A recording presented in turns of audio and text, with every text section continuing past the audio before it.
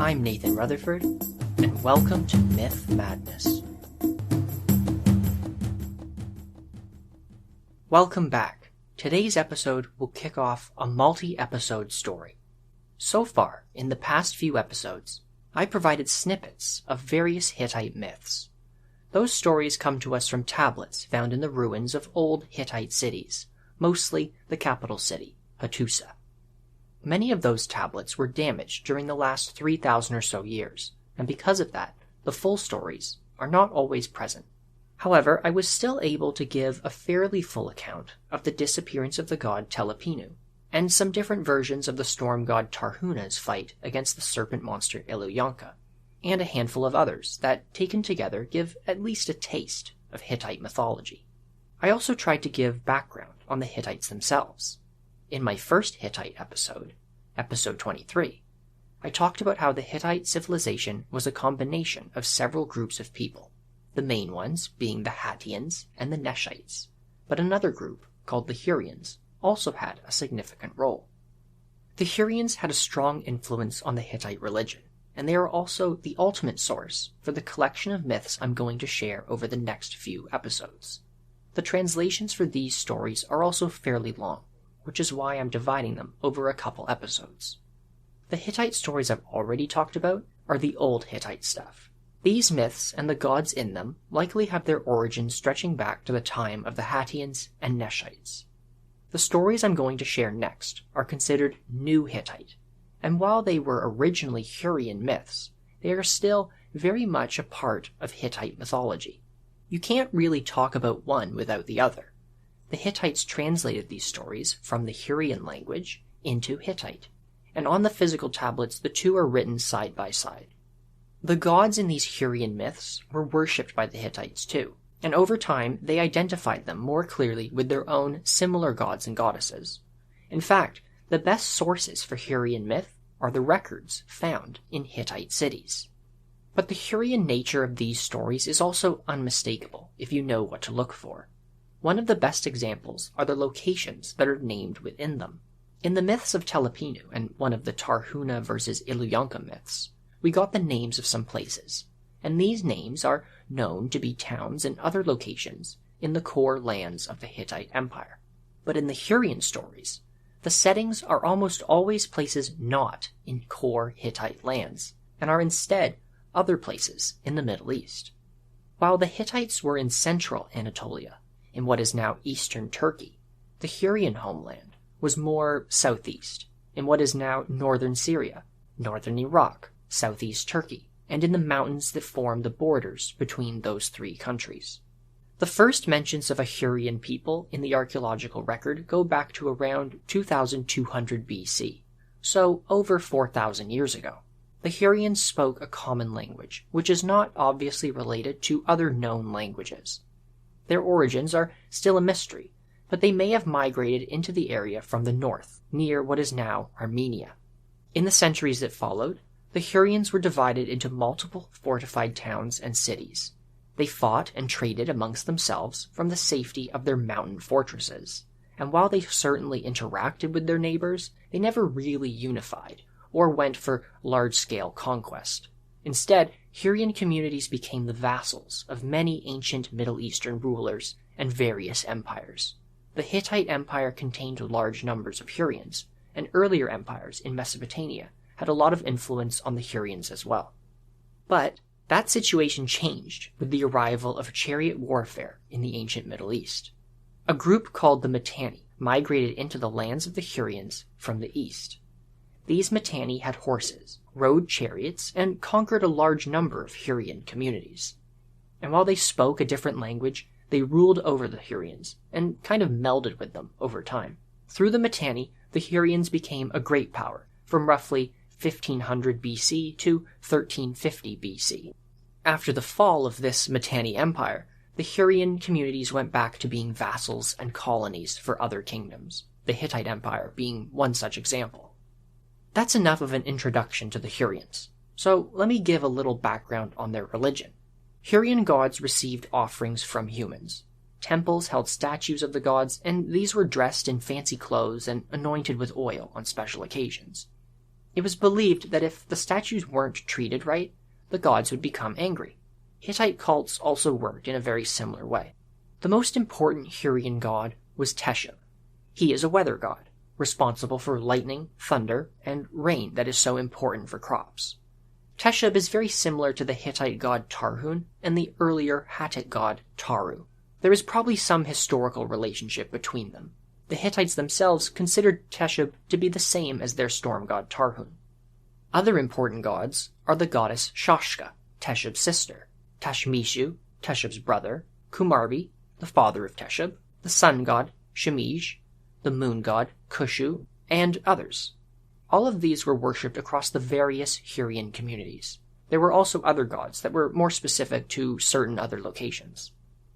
There were also other important gods that were not originally Hurrian, but were sucked into the Hurrian religion and taken from nearby cultures. For example, there was the god Ea, originally from Mesopotamia, and Habat, who was the wife of Teshub, but was originally from communities in Syria. There is also evidence that this borrowing of gods by the Hurrians went the other way too, and some Hurrian gods were taken into these other cultures. Something unique to the Hurrians and Hittites, though, they worshipped some pairs of goddesses together.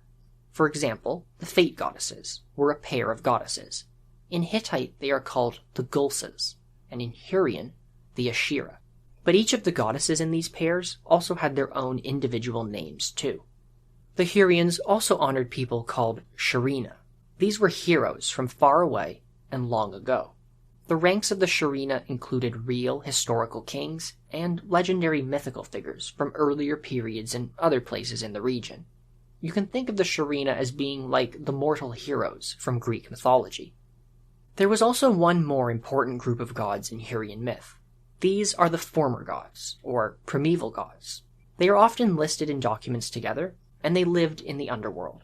It's not exactly clear what this group is, but they are understood as being basically older generations of gods that are discarded, impure, and, while powerful, do not have a direct influence on the world like the current generation of gods. Some of them are clearly of Mesopotamian origin based on their names, but for others it's not clear at all. These gods were not the only inhabitants of the underworld either. The Hurrians worshipped all of these underworld gods. In some of their temples there were sacred pits, and people would throw offerings and sacrifices into these pits.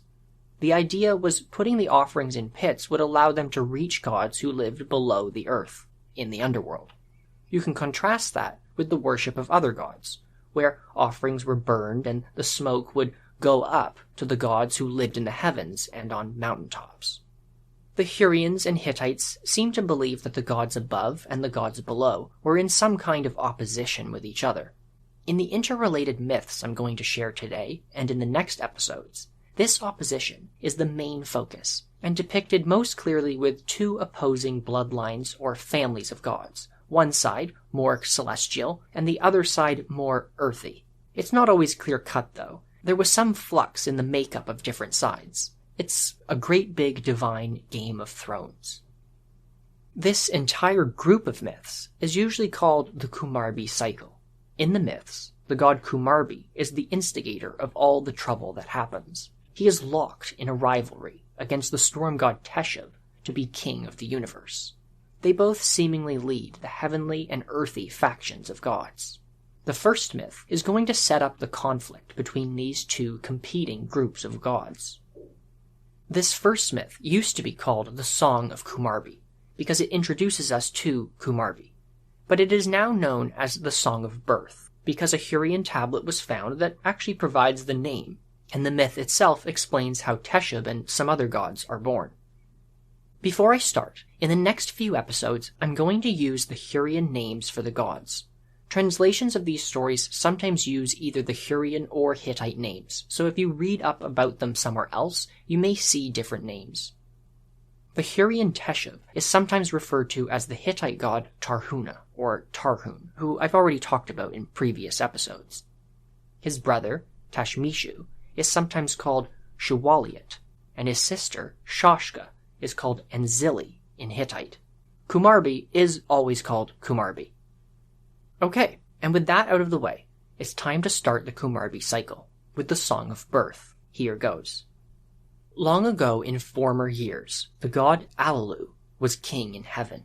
While Allelu was on the throne, the god An served as his cupbearer. An stood next to Allelu when he sat on his throne. He regularly bowed down to Allelu and was responsible for handing drinking cups to his king. It sounds like An is a servant to Allelu, but you should know that in ancient Middle Eastern societies, being the cupbearer to the king was actually a very respectable job. Think about it. You were the one who gave the king his food and drink, who stood with the king when he made decisions, who listened to the king when he was in audience, but also when he was in private too. So An is in a fairly influential position relative to Allelu. 9 years passed with Allelu as king in heaven, but in the 9th year, the cupbearer An rose up against his king. An fought Allelu in a great battle and was victorious. Allelu, for his part, now defeated, ran away from An and went down to stay in the Dark Earth. The Dark Earth is the Hittite and Hurrian name for the underworld. So does that mean that Allelu was actually killed? Or does he just go and become an inhabitant of the underworld? It's not clear, but at the same time, it doesn't really matter. By losing the kingship, Allelu has lost his power and influence. So for all intents and purposes, he is functionally dead going forward. He will not play an individual role again. Allelu has gone to the Dark Earth, dead or not dead, and has joined the ranks of the discarded generations of primeval gods. Meanwhile, An has seated himself on the former throne of Allelu. But like how he has replaced Allelu, he now needs to find a replacement for himself as cupbearer. That job falls to Kumarbi, who is, interestingly, the son of Allelu. Why he made the son of his defeated rival his own cupbearer is not clear.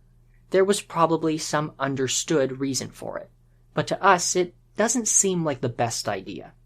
Regardless, An is now king in heaven, and the powerful Kumarbi is his cupbearer. Kumarbi bows down at An's feet and continues putting drinking cups in his hand when needed. 9 years pass, and in the 9th year, as you might expect, An is forced to fight a battle against Kumarbi. The fighting was fierce. An and Kumarbi stare each other down and wrestle each other. Eventually, An was unable to withstand the piercing eyes of Kumarbi.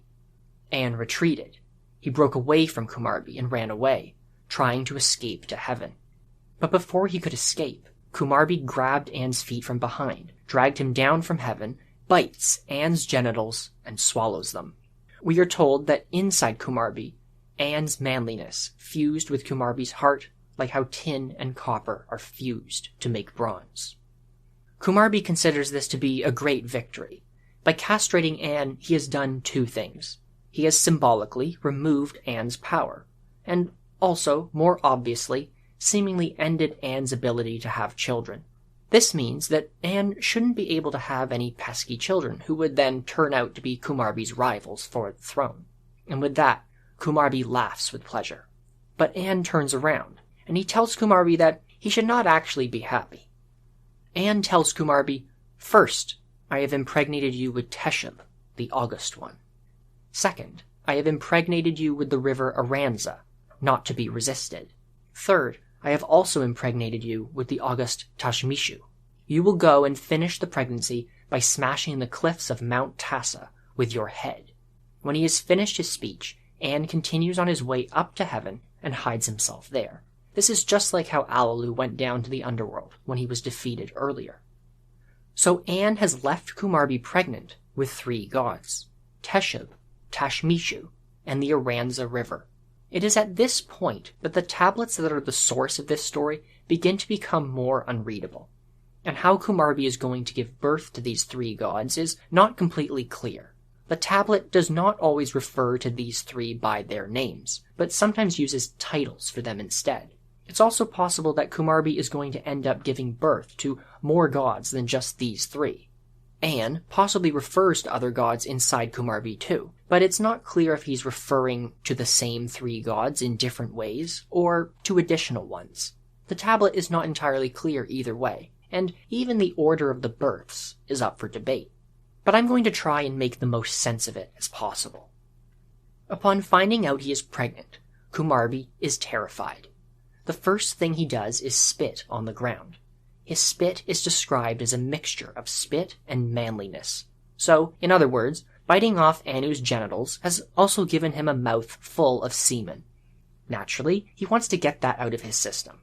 The spit lands on Mount Kanzura, and from that spot we are told a fearsome god is born. Who is this fearsome god? I'll come back to that in a moment. Anyway, after the birth of the fearsome god, Kumarbi goes to the city of Nippur, a city in faraway Mesopotamia, not in the lands of the Hurrians.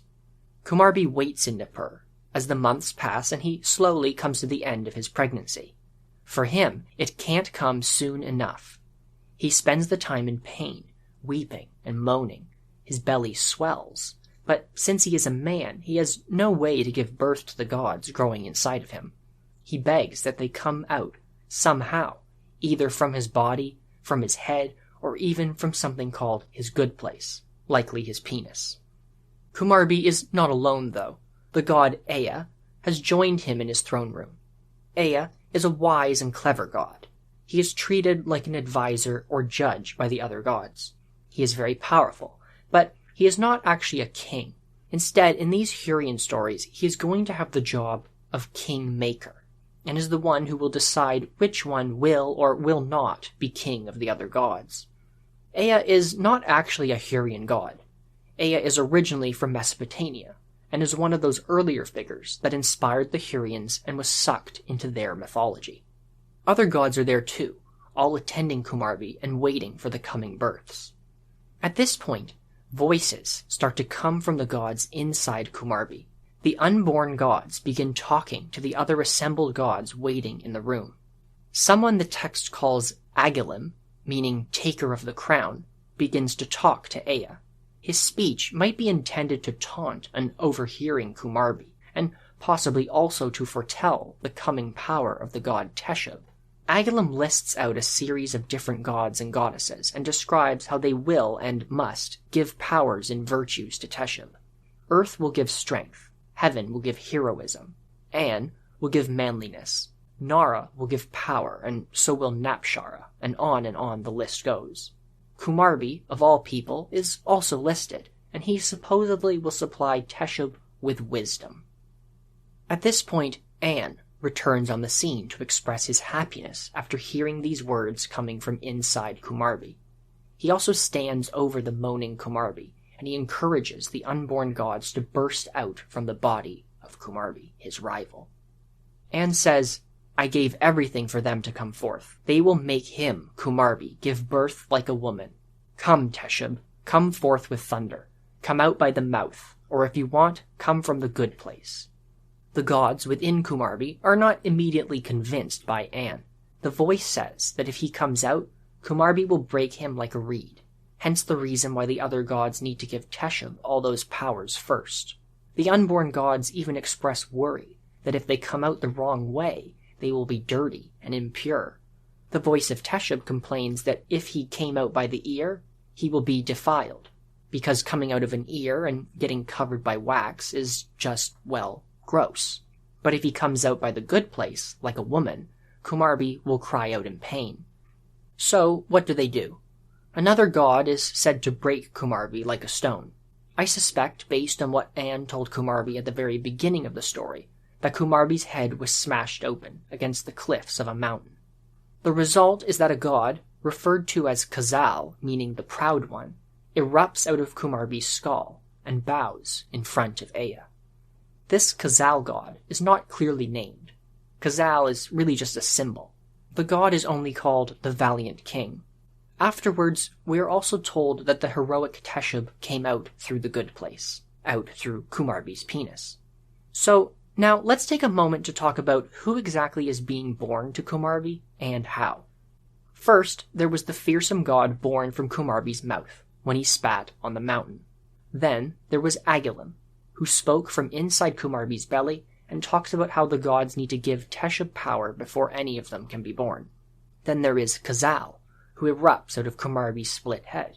And then there is Teshub, who we are told comes out of Kumarbi's good place. his penis. Now, while we are told that Teshub comes out of the good place, a lot of scholars seem to think that the word Khazal is actually referring to Teshub, since Khazal is called the valiant king, and that sounds a lot like Teshub. But since we are directly told that Teshub comes out of the good place, I think it's more likely Khazal, the god born out of Kumarbi's head, is actually someone else. Agalim could also be Teshub, but he could also be Tashmishu, or Aranza, talking about the birth of his brother Teshub. The fearsome god born on the mountain could be the Aranza River. The Aranza River is the Hittite name for the Tigris River. The Tigris is one of the main rivers running through the Middle East, and it originates in the mountains of Hittite and Hurrian lands, likely where Mount Kanzura was located. But we have a problem. Later in the story, there is a hard-to-read segment where the fate goddesses summarize what has happened, and they give some more frustrating details. The fate goddesses serve as midwives to Kumarbi, and they are described as helping to birth the Aranza River from Kumarbi's good place. So maybe the fearsome god is actually Tashmishu, and he was born on Mount Kanzura. The fate goddesses also do suggest that they may have birthed Tashmishu from or on Mount Kanzura itself. If you assume that none of these gods came out of the same place, this could mean that Tashmishu is born from Kumarbi's mouth on Mount Kanzura, Teshub from Kumarbi's head, and Aranza from Kumarbi's penis. The problem, though, is the myth does still say the heroic Teshub came out through the good place. So we really can't be sure who came from Kumarbi's head. It's confusing, I know, but all that confusion points to a couple things. It could be that the order of events here is actually messed up. It could also be that more than the three gods are being born. For example, in Hurrian mythology, the sister of Teshub and Tashmishu is the goddess Shashka. Nowhere in this text do we get a description of her birth, but she is still presumably the daughter of Kumarbi. There is also Agalim and Khazal. Scholars assume that these are titles for the other better-known gods, like Teshub, but maybe they're referring to still more children of Kumarbi. When the fate goddesses summarize some of the births, they also say that they helped Kumarbi give birth to the Kanzura mountain, too. So, to get around this confusion, let's just imagine that Kumarbi has a bit of a birth explosion, and a whole bunch of gods come out of him at once, from different places. His head is split open, his good place is split open.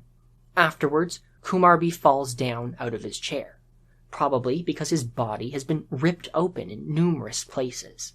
He changes color, likely meaning he turned pale, or at least looks sickly after his dramatic labor.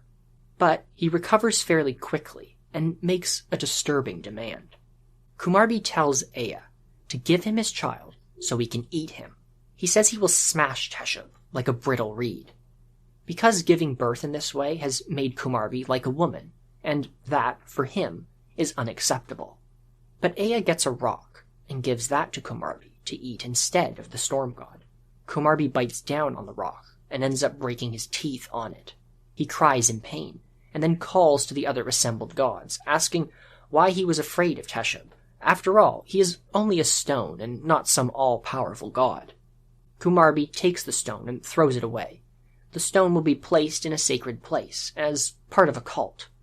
We are told that rich men and powerful lords will sacrifice cattle and sheep to it, and poor men will sacrifice ground-up grain to it too.